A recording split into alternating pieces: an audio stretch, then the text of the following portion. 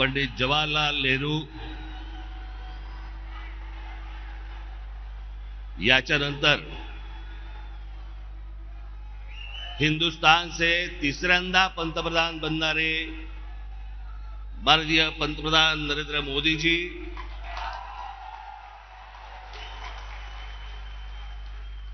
सन्माननीय व्यासपीठ आणि माझ्या जमलेल्या तमाम हिंदू बांधवांनो, भगिनींनो आणि मातांनो,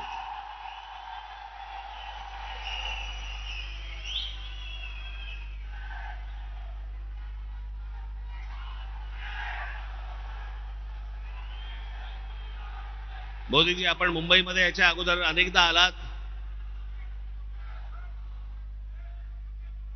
पण बरोबर 21 वर्षानंतर आपण आज शिवतीर्थावरती इथे आलात. मला आजही आठवते त्यावेळेला आपण इथे कमळामधनं बाहेर आला होतात आणि 2014ला आपण कमळ बाहेर काढलं.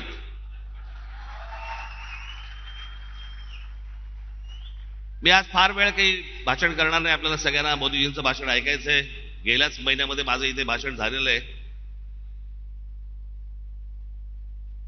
3 टप्प्यामध्ये फक्त बोलणार आहे मी. त्यातला 1 टप्पा झालेला आहे. त्याचा पहिला टप्पा होता मोदीजींची पहिली 5 वर्ष.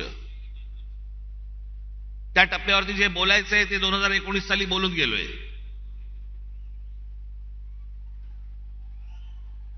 ओरली आता गेली 5 वर्ष. मला असं वाटतं आता देवेंद्रजी, मुख्यमंत्री अजितदादा, इतर सर्वांनी, उद्धव ठाकरे, शरद पवार आणि इतर सर्व माणसांवरती वेळ घालवला. मला असं वाटतं त्यांच्यावरती बोलायची गरज नाही. जे सत्तेतच येणार नाहीये त्यांच्याबद्दल आपण का बोलतो?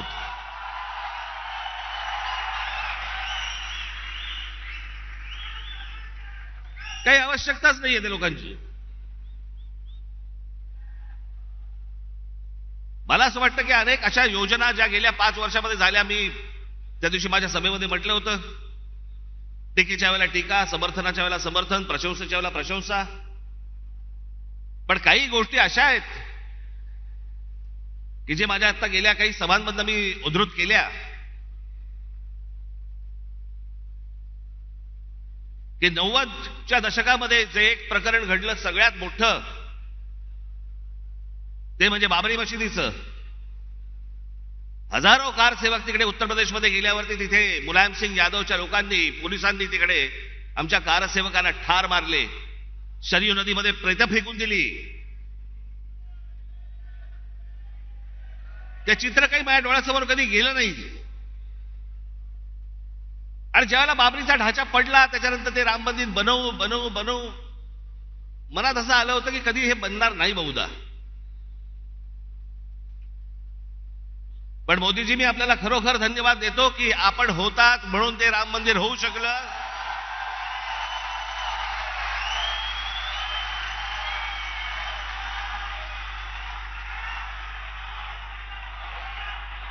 अन्यथा ते झालंच नसतं.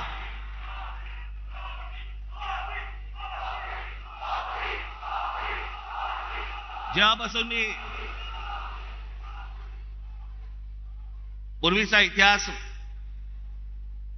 भारताचा स्वातंत्र्य नंतरचा इतिहास जेव्हापासून बघतोय, तेव्हापासून एक गोष्ट कानावरती पडायची सगळ्या बाजूनी, या देशातलं 370 कलम काश्मीरमधलं रद्द झालं पाहिजे. इतक्या वर्षात जी गोष्ट होऊ शकली नाही, ती नरेंद्र मोदीजींनी त्यांच्या पंतप्रधान पदाच्या कारकिर्दीमध्ये ती करून दाखवली. आज त्याच काश्मीरमध्ये जाऊन तुम्ही जमीन घेऊ शकता, जागा घेऊ शकता. तो एक भारताचाच एक भाग आहे, हे आत्ता सिद्ध झालं.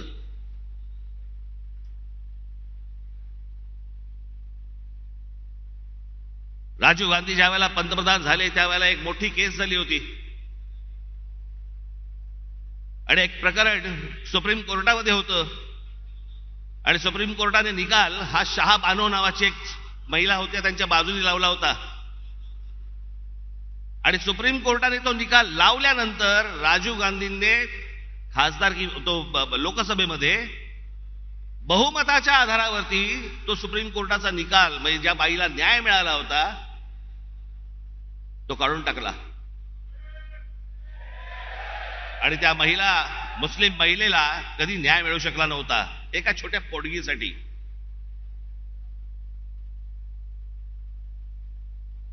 पण मोदीजींनी ती एक गोष्ट करून दाखवली की तो ट्रिपल तलाक तलाक तलाक तलाक तो कायदाच रद्द करून टाकला आणि हिंदुस्थानातल्या सगळ्या जेवढ्या मुस्लिम महिला आहेत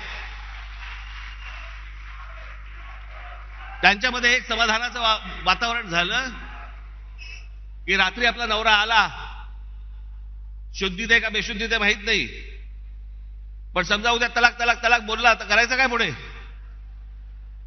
पण तो विषयच बंद करून टाकला. मला असं वाटतं की हे अनेक गोष्ट अन्नधान्य पुरवण्यापासून लस देण्यापासून अनेक गोष्टी झाल्या, पण मी या सगळ्या गोष्टींना सर्वात धाडसी निर्णय मानतो. ही गोष्ट करून घेणं इतकी वर्ष जी होऊ शकली नाही ती गोष्ट मला असं वाटतं करून घेणं हे मला असं वाटतं की सगळ्यात महत्वाची गोष्ट आहे असं मला वाटतंय. अनेक योजना राबवल्या गेल्या अनेक वर्षांमध्ये. आज मोदीजी मी फक्त आपल्या समोर उभा आहे पुढच्या 5 वर्षासाठी. या पुढच्या 5 वर्षामध्ये आमच्या सर्वांच्या महाराष्ट्राच्या आपल्याकडनं अनेक अपेक्षा आहेत. त्या मला फक्त अपेक्षा आपल्या समोर फक्त बोलून दाखवायच्या आहेत. याच्यापेक्षा मला कुठचंही लंबचौडं भाषण नाही करायचंय. त्यातली पहिली अपेक्षा आहे की गेले अनेक वर्ष खितपत पडलेला मराठी भाषेला अभिजात भाषेचा दर्जा मिळावा. ही गोष्ट आपण पंतप्रधान झाल्यानंतर मराठीला तो सन्मान मिळेल अशी मी मोदीजींकडे अपेक्षा व्यक्त करतो आणि ती होईल, तितक्याच धाडसाने ती होईल अशी मला खात्री आहे.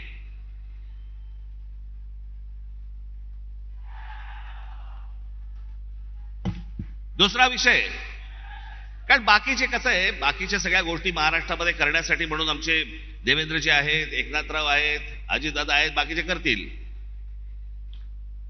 पण या देशाच्या अभ्यासक्रमामध्ये या देशावरती साधारणपणे 1000 वर्ष परकीयांनी राज्य केलं, पण त्या 1000 वर्षामधली 1400 वर्ष हे मराठा साम्राज्य होतं या संपूर्ण हिंद भूमीवरती. त्या मराठा साम्राज्याचा इतिहास हा शालेय शिक्षणामध्ये मुलांना लहानपणापासून शिकवला जावा की जेणेपासून हा देश कसा उभा राहिला हे या अख्ख्या देशातल्या मुलांना आणि भविष्यातल्या पिढ्यांना कळेल. तिसरी गोष्ट, समुद्रामध्ये शिवछत्रपतींचा पुतळा कधी उभा राहील नाही राहील मला माहिती नाही, पण माझी विनंती आहे की आमच्या शिवछत्रपतींची खरी जर स्मारकं कुठची असतील तर आमच्या शिवछत्रपतींचे गडकिल्ले आहेत.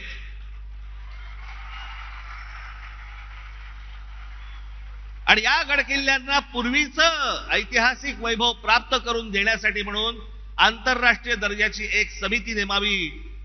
भविष्यातल्या येणाऱ्या पिढ्यांना, या देशातल्या पिढ्यांना कळेल की आमचा राजा कोण होता आणि त्यांनी काय इतिहास गाजवला हे त्या आमच्या गडकिल्ल्यांवरनं कळेल. याच्यासाठी म्हणून आपल्याकडनं गोष्ट व्हावी अशी माझी अपेक्षा आहे.